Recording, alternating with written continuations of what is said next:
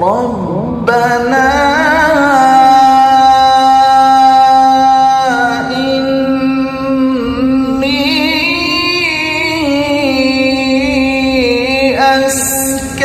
أسكنت من ذريتي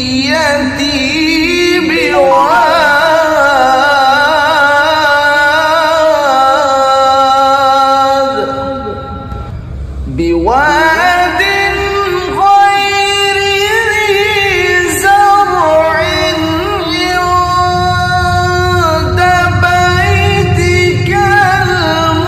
المحرم ربنا ليقيموا الصلاة فاجعل أفئدة من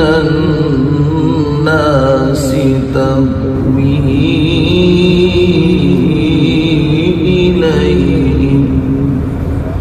وارزقهم من الثمرات لعلهم يشكرون